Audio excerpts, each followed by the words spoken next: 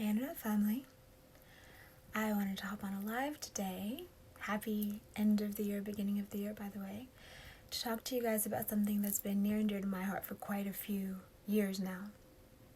And some people are going to agree with us, some people are not. I'm not trying to change anyone's opinion, I'm trying to educate everyone who doesn't have this info and who would benefit from it. Even just mentioning this a little bit, I already got lots of messages from people saying, yes, please do this, it's needed. So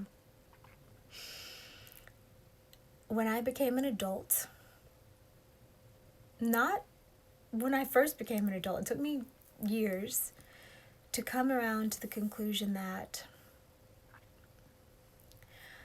I was allowing myself to hold fierce boundaries when it came to being treated with kindness by the people who I allowed in my space. So what I'm talking about today is mean joking. And there are going to be some people who say, it's the way that we show love. It's cool. I don't see what problem anyone has with mean joking. I mean joke and I don't care if someone mean jokes about me. And that's a perspective that is as valid as any other perspective. And where I live as a highly sensitive person, and I know a lot of you guys are highly sensitive people, aside, highly sensitive people refers to a certain amount of the population. I want to say it's somewhere around 20% of people whose five senses are just very sensitive, very sensitized. You are very physically sensitive and also often very emotionally sensitive. Things often hit you deeper in the feels. You just are sensitive.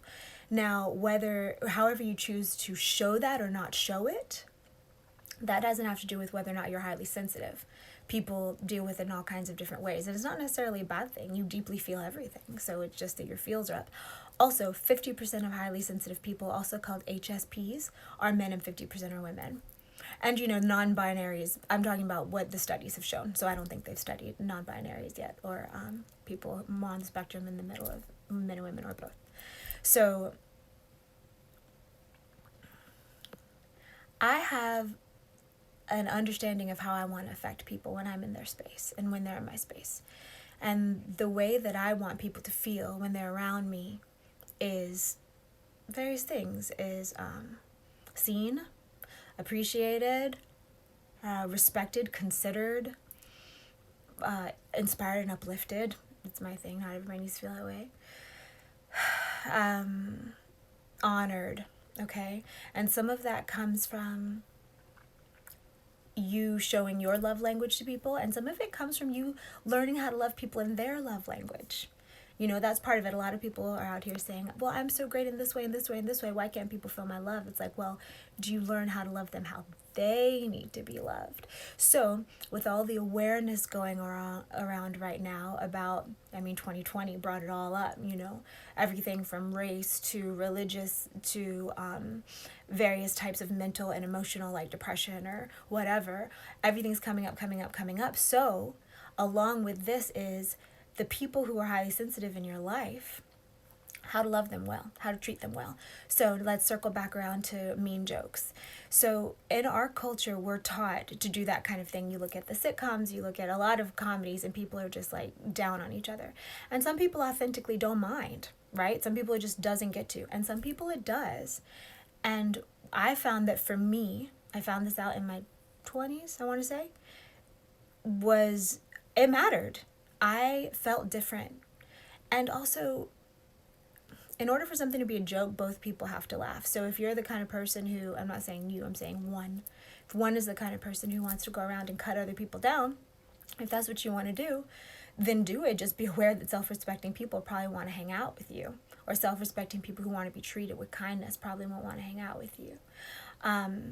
It took years for me. And it's funny because now I have friends all along from decades younger than me, decades older than me, and in between. And so what I see is when I notice people who haven't yet come around to this, because this, in my opinion, as also a psychologist, it is a maturity thing. And, people can get to 70, 80, 90 years old and never get certain kinds of maturity.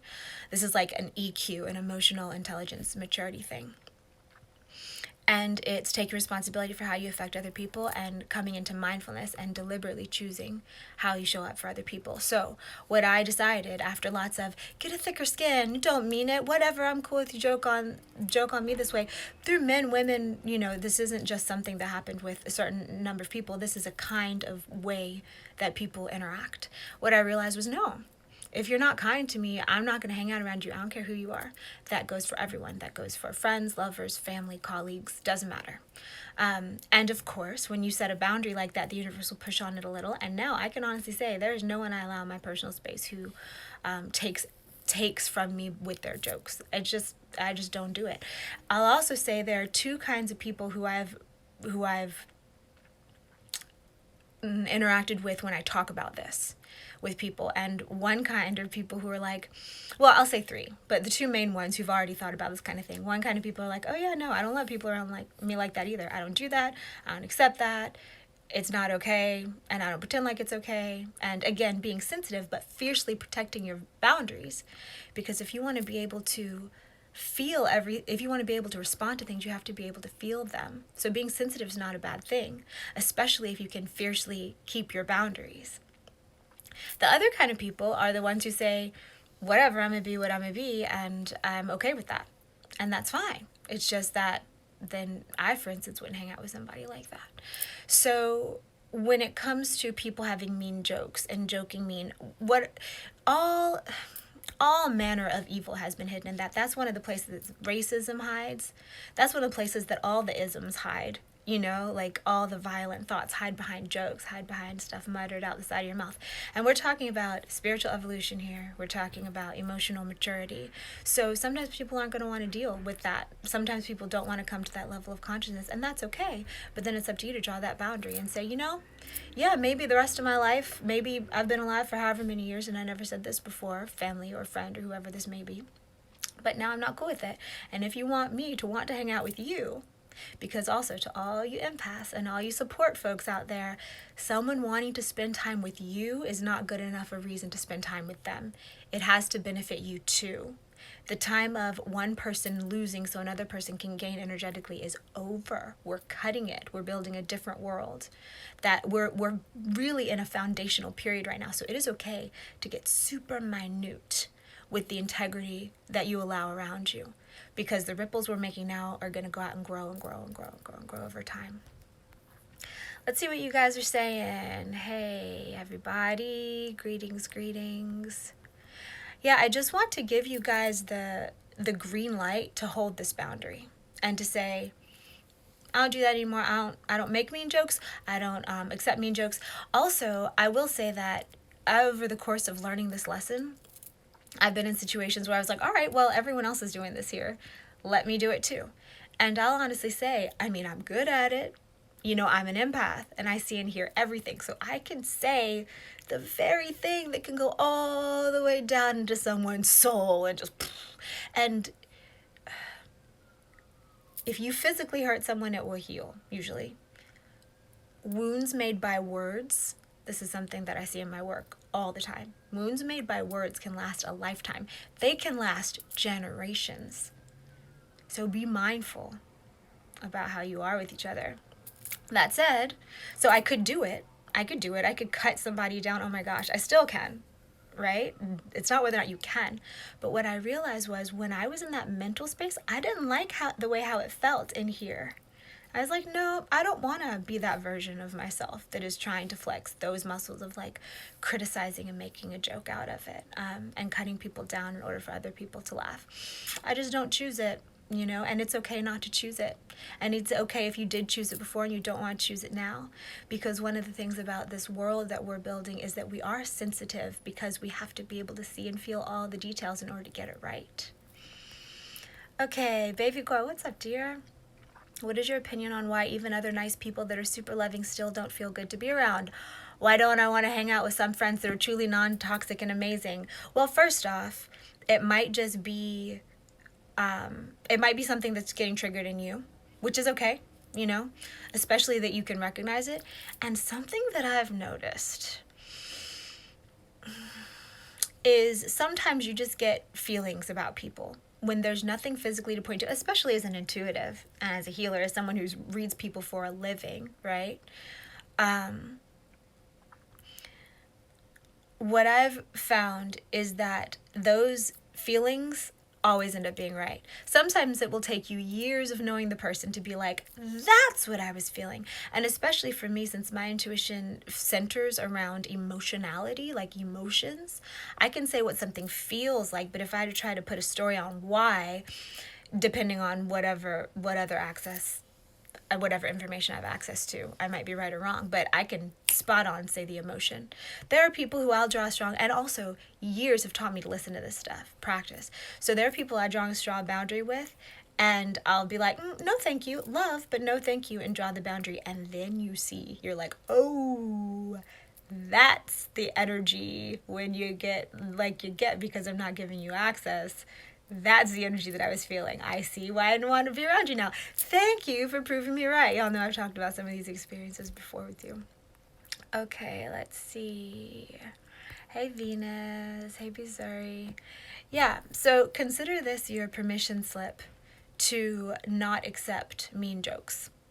And consider this your permission slip to not think that you have to walk around with armor on and your weapons out mentally in order to be around the people that you love. Something that I've discovered is that when I draw these boundaries, sometimes people will fight back against them, but over time, people see how good it feels, man.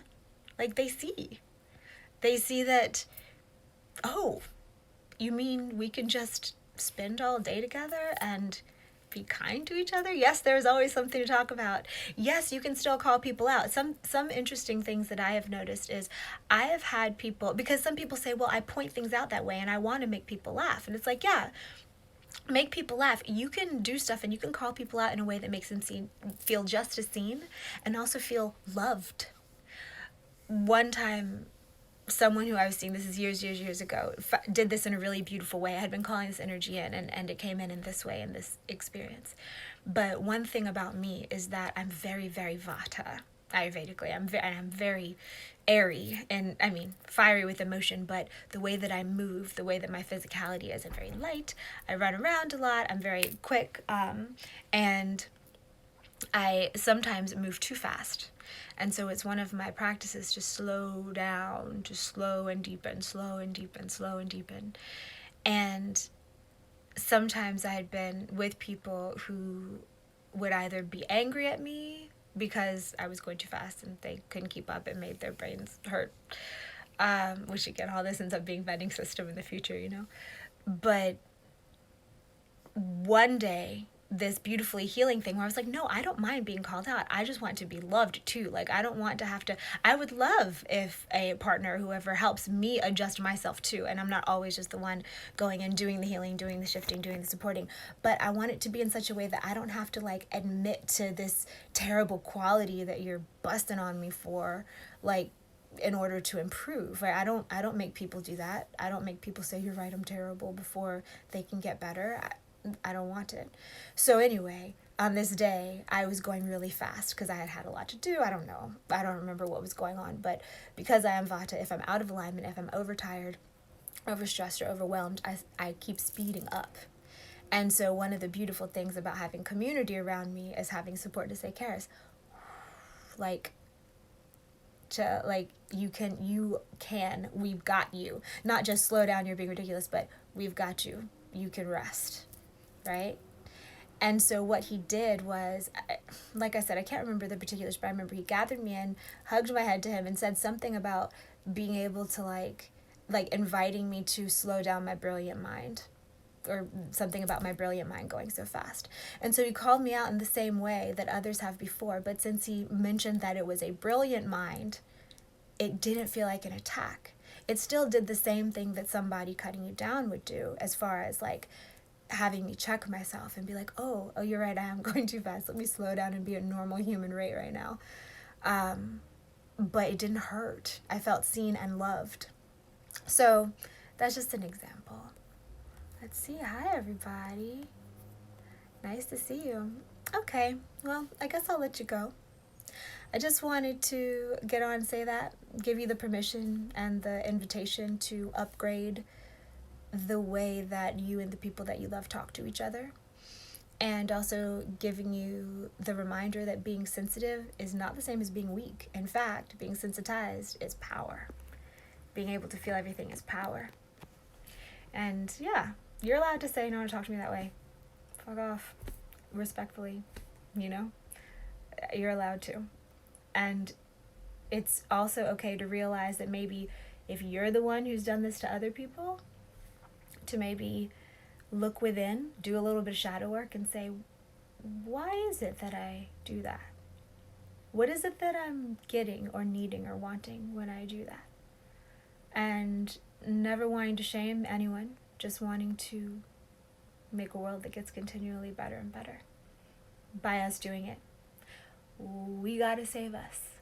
No one else is saving us. Nobody's gonna build it for us. We gotta build it. And there's everyone walking around holding their piece of the puzzle, holding their golden key. I love you guys. Listen to your Reiki pop. May your transition to 2021 be blessed. Be lit by the light of the angels. May you feel how special you are, how important you are. Yeah. All right, guys. Have a beautiful day. Love.